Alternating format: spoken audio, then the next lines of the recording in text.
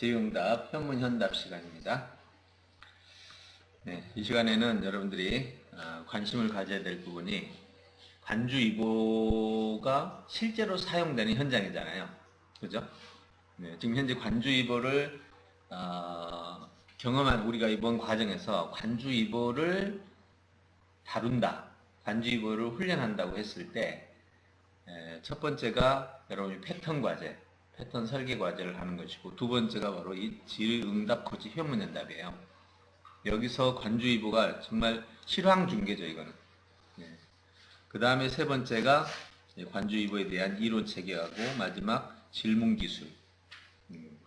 질문 기술을 실제로 이용해서 여러분이 관주이보를 만들어 보는 거죠. 네.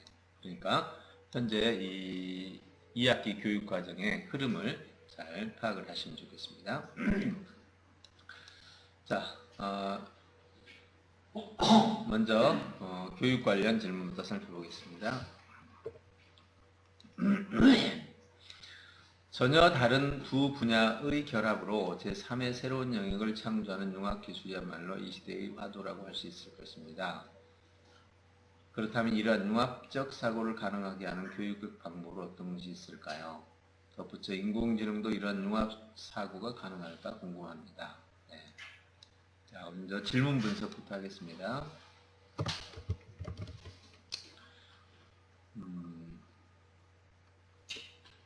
질문과 답변으로 진행되죠. 현문현답이라고 했죠, 우리. 현문현답으로 하고, 먼저 질문 분석, 질문 교정, 질문 교정. 자, 먼저 두 분야의 결합으로 제3의 새로운 영역을 창 융합기술이야말로 이 시대의 화두라고 할 수 있습니다. 자, 첫 번째 이걸 전제라고 그러죠. 첫 번째 질문을 하기 위해서 전제를 던지고 있는데, 질문 전제가 융합기술은 이 시대의 화두다, 이렇게 하고 있거든요. 정말 그럴까요? 원래 천재들의 핵심 능력이 뭐냐라고 했을 때 연관성이라고 했어요. 그러니까 인류가 새로운 것을 발견해내는 능력의 핵심이 뭐냐? 연관시키는 거다. 이게 융합이죠. 서로 연관시켜서 융합시키는 거. 그러니까 고대로부터 인간이 창조한다라는 말은 바로 융합적 관점이에요. 원래는 두 분야의 결합으로 제3의 영역을 창조한다.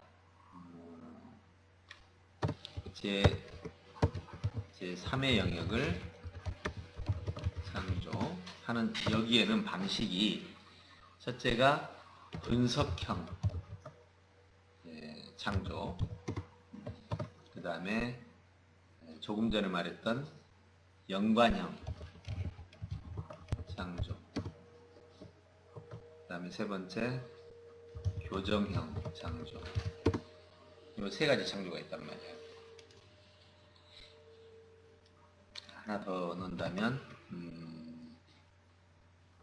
보충형 창조라고 제가 이름을 줘봅니다. 분석형은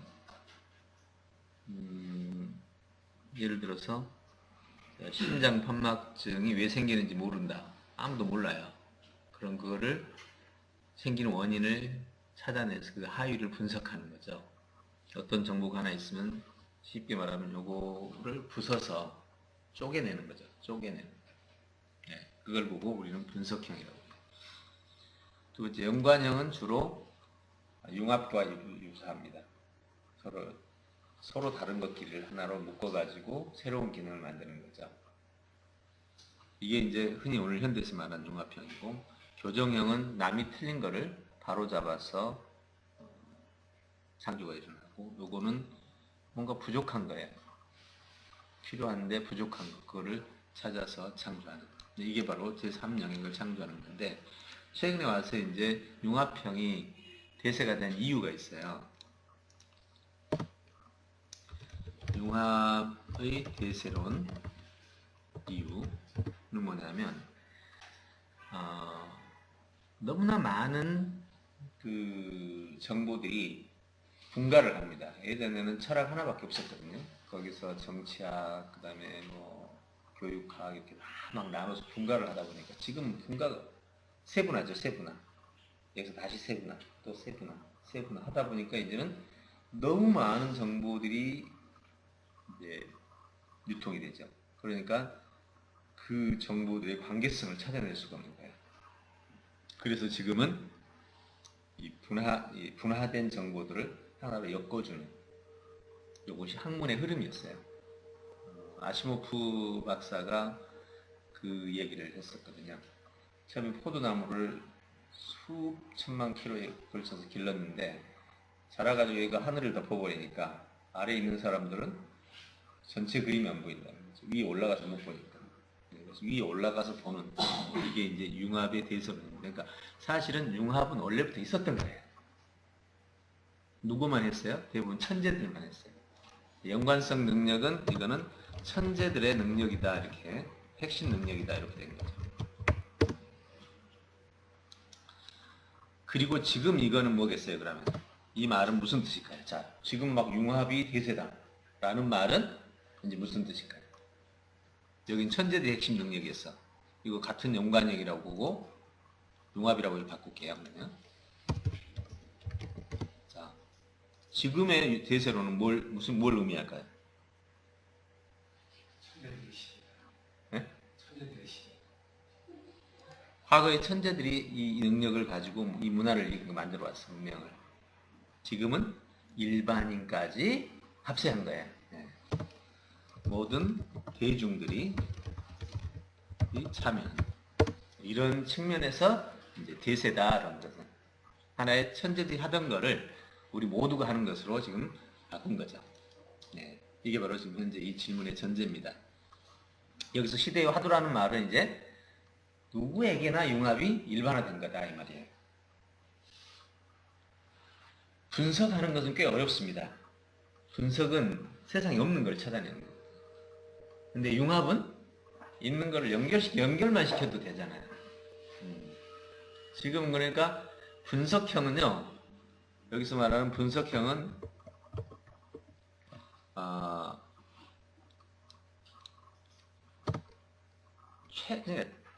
아주 소수, 극소수의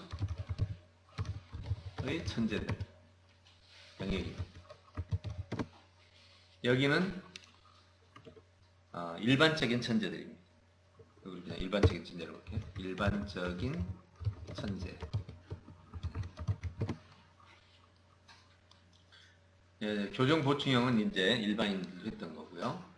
예, 이렇게 해오는 과정에서 이제는 여러분 생각할 때 융합이 훨씬 쉽죠.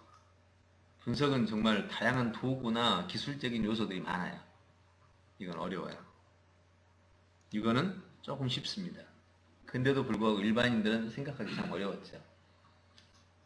예를 든다면 상대성 원리에서 E는 mc 제곱이다 이렇게 되면 에너지는 m이 물질, C는 빛의 제곱. 그러면 물질과 에너지가 물질과 E 이퀄이잖아요. 에너지란 물질과 같다는 거야. 속도가 갖추어졌을 때 이 에너지가 나오니까 결국 이것이 물질 이퀄 에너지라는 개념을 아무도 생각을 못했죠. 근데 그걸 수학적 등식으로 만들어낸 거죠. 네, 물질이 곧 에너지와 동일한 거다. 이런 것처럼 서로 다르게 보였던 것이 하나로 묶여지는 것. 고래가 포유류라는 생각은 아무도 안 했잖아요. 우리하고 같은 종이라고 생각은 안 해요. 기준이 다르니까. 모양으로 하면 전혀 다른 거고. 그렇지만 생식으로 하면 같은 거잖아요. 이런 개념들이 바로 여기에 속합니다. 자, 그래서 일단 그런 측면에서 이제 시대의 화두로 갈 수 있고, 이러한 융합적 사고를 가능하게 하는 교육적 방법은, 자, 그러면 질문의 요점은 융합 사고의 방법.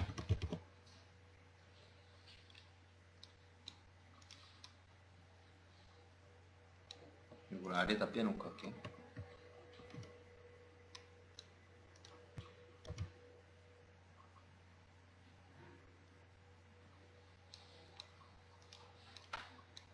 가능하게 하는 방법. 융합사고를 기르는 방법이죠. 인공적으로 이런 융합사고 가능한가? 질문 요점에서 먼저 번놓고요. 융합사고 개발, 융합사고 개발을 위한 교육법, 교육방법. 이거죠. 첫 번째 질문이. 두 번째 질문은 인공지능도 융합사고가 가능한가? 네, 두 가지 질문입니다. 자, 그러면 앞에 질문의 요점을 질문을 최종적으로 정리한다면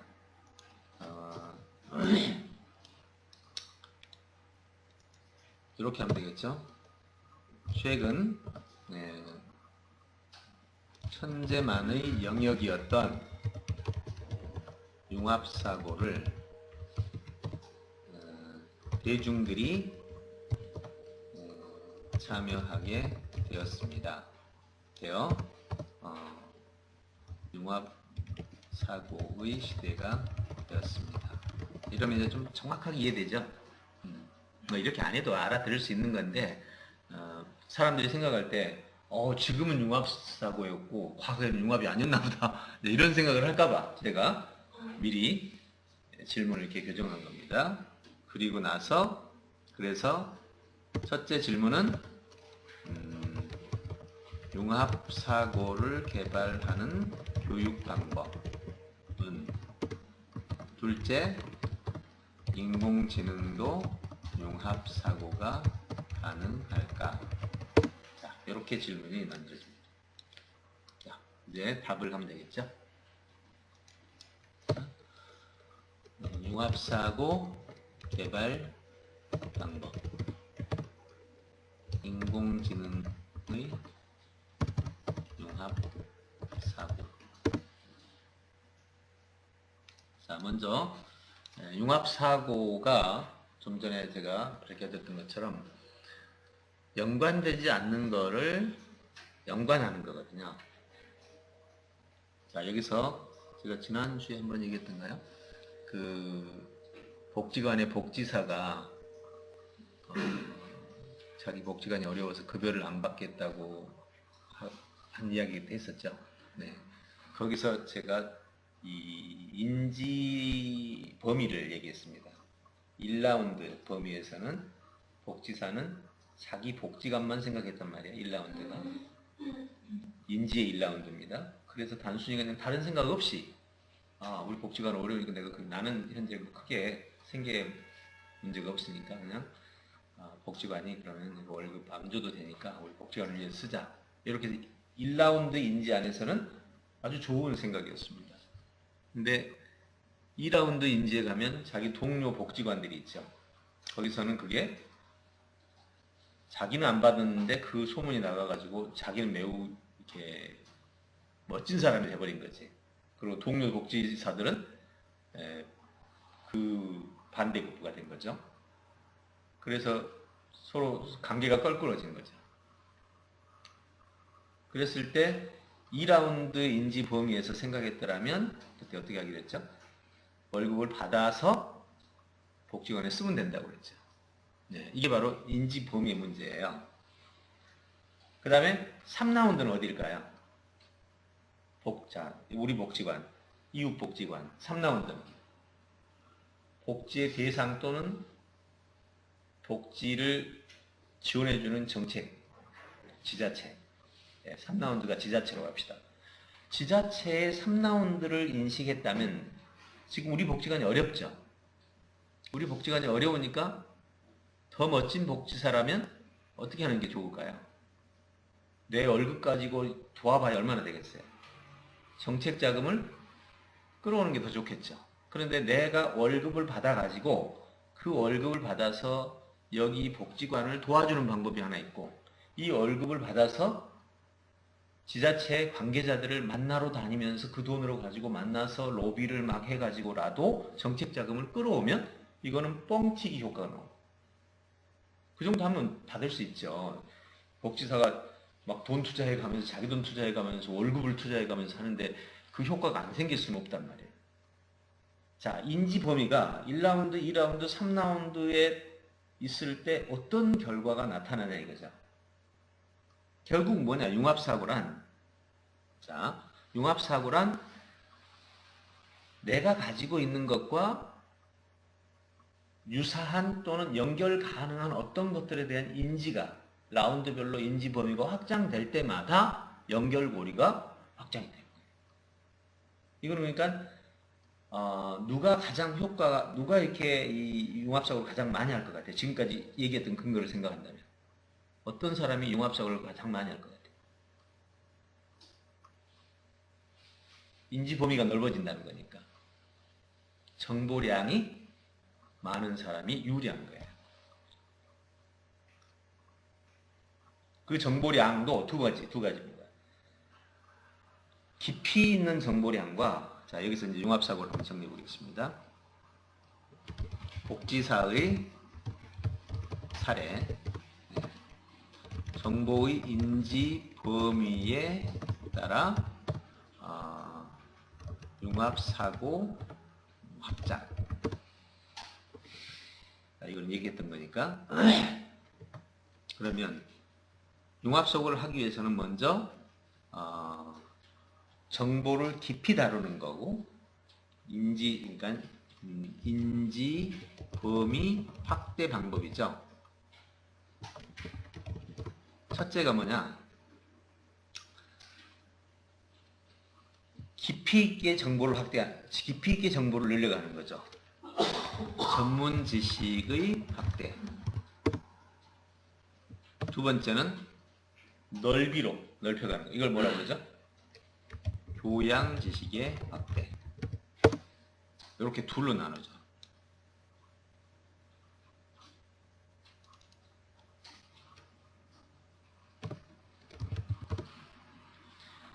자, 전문 지식은 이제 높이로 본다면, 높이로 본다 이렇게 올라가는 거란 말이에요. 네. 그래서 전문 지식을 가진 사람은, 예를 들어 프로그래머를 예를 들어보겠습니다. 프로그래머는 매우 뛰어나도 자기 프로그램을 하는 기술만 아는 거죠. 그래서 이 사람은 이 문제 해결의 도구를 갖는 겁니다. 도구 습득이죠. 자, 프로그래머는 프로그램을 짜는, 근데 프로그램 가지고 뭘 할 거냔 말이에요. 어떤 문제의 필요를 해결하기 위해서 프로그램을 짜는데, 문제 해결의 도구를 습득하는 거예요. 이 전문 기술이라는 게. 전문 지식. 근데 교양 지식은 뭘 말할까요? 어떤 문제들이 있는지를 알게 만들어준단 말이에요. 이거는 다양한 문제의 인식을 하게 만듭니다. 그럼 융합사고란 뭐냐? 결국은 전문 지식이 문제 해결력이고 교양 지식이 문제 인식력이니까 수없이 많은 문제들을 다양한 정보, 정치경제, 문화, 사회 다 등에서 보면서 문제를 딱 인지하는 순간 내가 가진 이 문제의 전문 지식을 활용해서 해결하는 거죠. 이게 융합사고예요. 이게. 만약에 전문 지식이 없다. 그러면 교양 지식만 넓게 되면 무슨 문제가 있냐? 아이디어만 많아. 나 저것도 생각했는데 여러분 생산업계에서는 아이디어 퍼센테이지가 얼마인지 아시죠? 1%도 안 돼요. 에디슨이 나는 1%의 영감과 99%의 노력이다라고 한 게 1%가 아이디어예요. 이게 영감이라는 게. 그래서 인지 범위를 확대한다는 것은 결국은 내가 가진, 그러니까 단순한 아이디어하고 달라요. 단순한 아이디어라면 이런 게 있습니다. 이런 생각을 하면 이렇게 하면 좋겠다. 이런 거는 사실 웬만한 사람들이 하죠. 그렇지만 이제 문제 해결까지 끌고 가려면 이 방법이 가장 효과적이다. 라고 생각합니다. 전문 지식과 전문 지식의 융합하는 것도 저게 해당되는 거예요? 응? A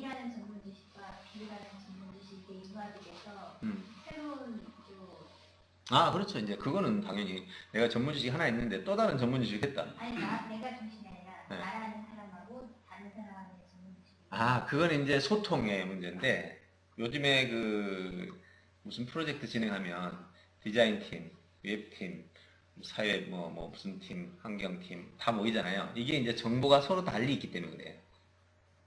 정보가 서로 분할되어 있기 때문에. 근데 보통 요걸 생각하면 융합사고는 제일 요거 질문이 나왔으니까요. 여기 하나 더 넣어줄게요. 르네상스 시대 인재들은 융합사고의 대가들입니다. 그러니까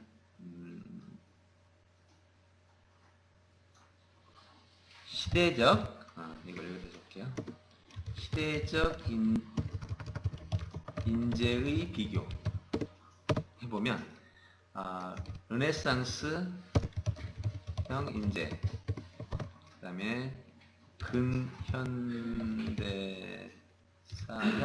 인재 이렇게 둘로 나눌 수 있단 말이에요.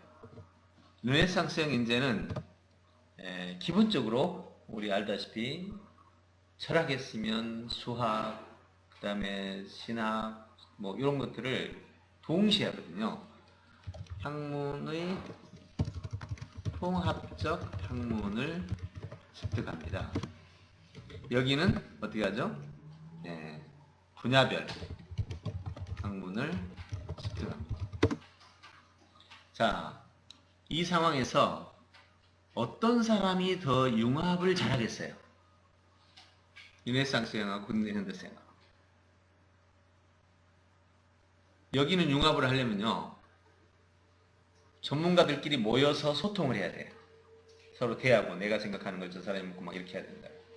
여기는 한 사람 안에 이 분야별 학문이 다 들어있어. 누가 잘하겠어요? 당연히 르네상스 인재. 그래서 여기에서 나오는 인재의 대표가 레오나르도 다빈치가 되는 거죠. 그래서 르네상스형 인재라는 말을 쓴 거예요.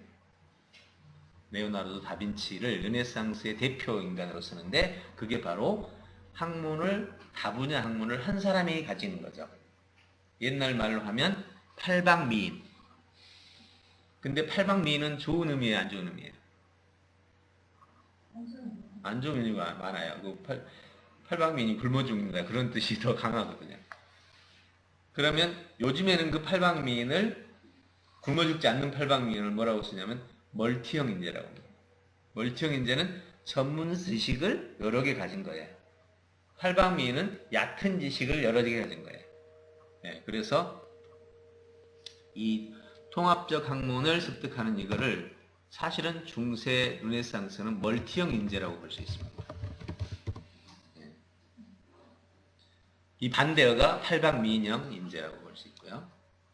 그래서 이 사람은 자기 머리 안에서 사고가 막 정보도 융합이 되죠. 그래서 가장 뛰어난 인재가 될 수 있고요. 지금은 이때는 이게 가능했어요. 왜냐하면 학문의 깊이가 많이 적었거든. 천문학도 배워야 될 양이 얼마 안 됐잖아. 지금 천문학은 얼마나 많습니까? 그때는 천문학을 해봐야 관찰된 결과밖에 없었으니까 지식의 깊이가 약했어요. 그 당시에는 어쨌든 최고였겠죠. 그래서 지금은 이제 르네상스형 인재가 되기가 쉽지가 않아요. 너무 정보량이 많으니까. 근데 이야기가 좀 달리 그러지만 지금도 방법이 있습니다. 그게 바로 설계형 인재입니다. 설계형 인재가 되면 책 100권을 그 분야의 책 그냥 몽땅 몰아가지고 중복 없이 누락 없이 체계적으로 구성하는데 그렇게 오래 안 걸린단 말이에요. 3개월, 6개월이면 한 분야 책 다 읽고 설계 딱 끝난단 말이에요.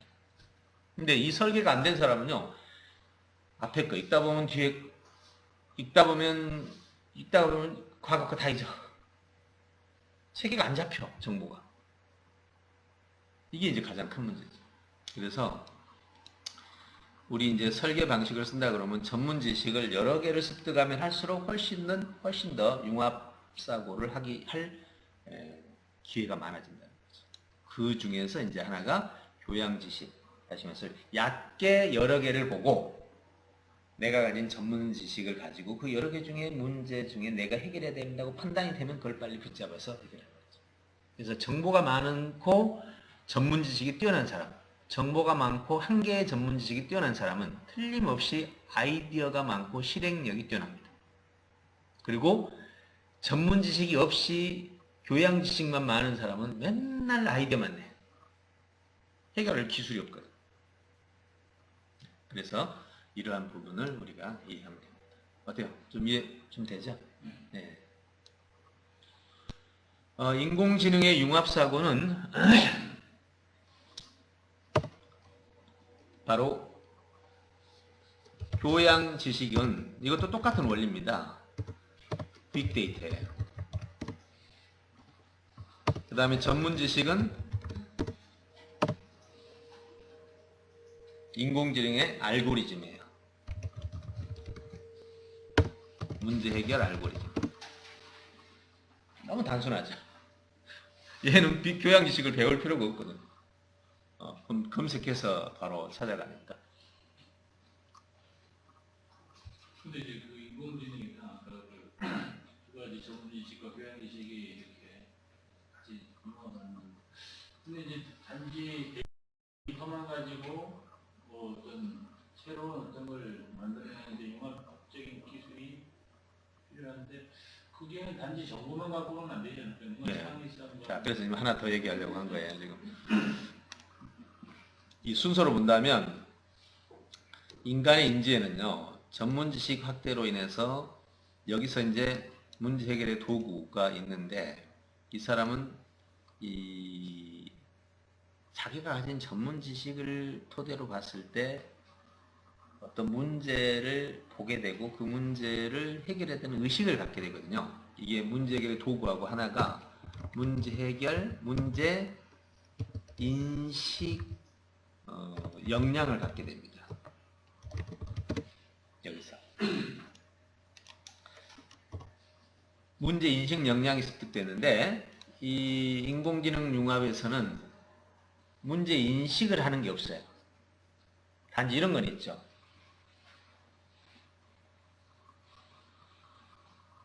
빅데이터나 현재 있는 데이터를 근거로 차이가 발생했을 때 빨리 알려주죠. 인공지능은. 근데 그거를 문제로 보고 우선순위별로 이 문제를 해결해야 되겠다라는 결정을 내리는 것은 의사결정권이 없잖아요. 인공지능에게 완전히 의사결정을 줘버리면 모를까. 그러니까 결국 여기는 인간의 역할이 마지막에 들어갑니다. 처음에 들어갑니다. 그게 뭐냐. 이 문제를 얘한테 이제, 자, 이렇게 됐죠. 문제 인지. 얘는 인공지능이 가능합니다. 근데 해결 판단. 이거는 인간 의결권이에요. 이렇게 되는 거죠. 제일 먼저 문제 인지가 됩니다. 그 다음에 해결 판단을 합니다. 네, 이렇게. 이 순서대로 이루어져요. 그래서 문제 인지는 인공지능이 해주고, 근데 이것도 언제만 가능하냐? 데이터가 있는 경우만 가능해요. 데이터가 없는 경우 인간지능이 가능합니다. 이제 상상을 다 동원하죠. 여기서 이제 필요인지, 목표인지. 네. 그냥 우리가 원하는 게 데이터 없이도 그냥 이런 게 느껴지면 그냥 이거를 문제로 인지할 수 있죠. 그리고는 최종적으로 인공지능에서 데이터가 있는 경우에 문제를 인지했다 하더라도 또 인간지능으로 문제를 인지했다 하더라도 해결 판단은 최종적으로 인간이 의결권 영역입니다. 그리고 결정이 되면 이때 일이 지시가 떨어지죠. 그러면 교양 지식과 전문 지식을 활용해서 문제 해결로 넘어갑니다. 이제 이 단계가 바로 이 두 가지 단계가 인간이 해야 될 영역이죠. 그러면 여기를 다시 분류하면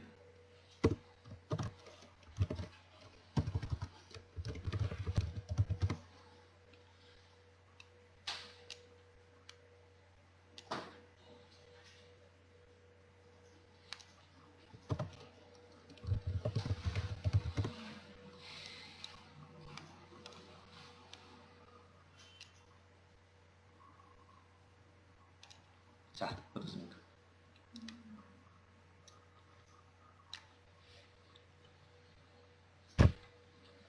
정리되죠?